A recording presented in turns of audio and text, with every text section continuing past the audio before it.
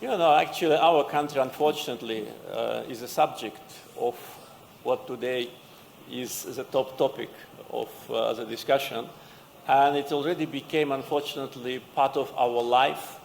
And sometimes we are surprised when information about Azerbaijan in international media is true.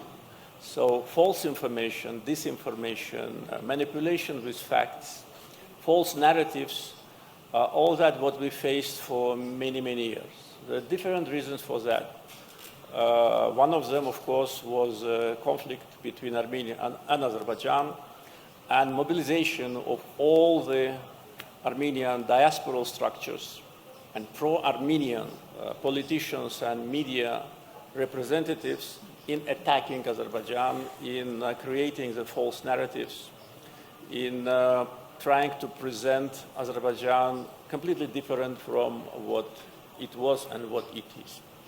And I remember during many meetings with different foreign guests, during the sincere conversation, in absolute majority of the cases, the message to me was, we did not expect to see in Azerbaijan what we've seen.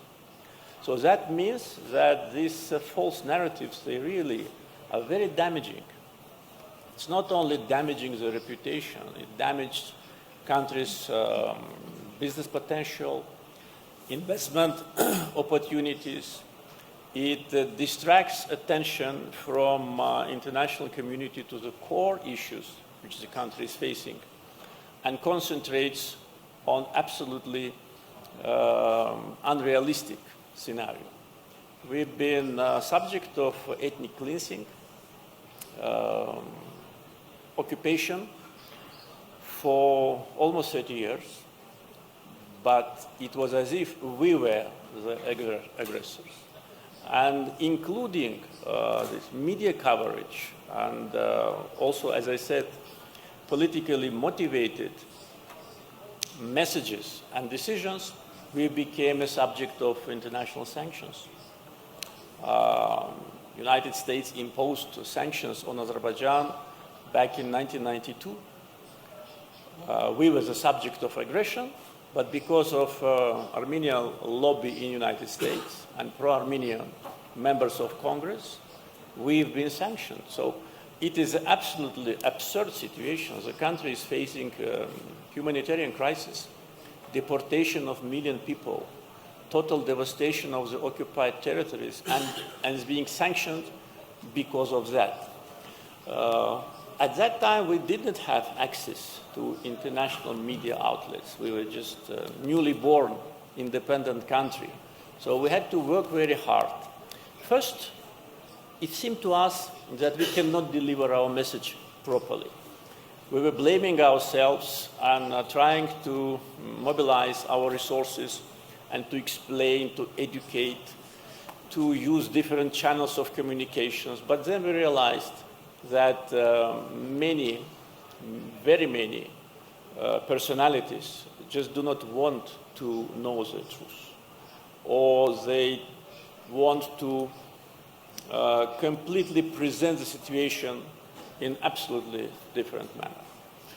So the best way how to deal with that for a country like Azerbaijan, which is only 30 plus years as independent, is to invite people like you here to Baku, to other regions, to Karabakh, and to see what we are, what are our plans, what are our expectations, what country we want to build, and whether we succeeded or not.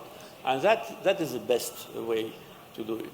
Today, what we've been facing for so many years, we see that even American president is facing. President Trump, it was him who named Washington Post and New York Times fake news. And I completely agree with him, not only in this, but in many other statements.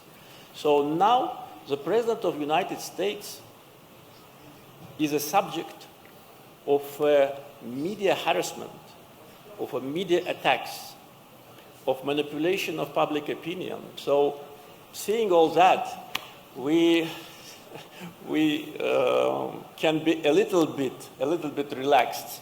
So now attention is diverted from Azerbaijan. But of course, we would wish media to be objective. Everybody is subjective, but media representatives, they have a special responsibility because their message and their coverage, in many cases, influences the lives of people.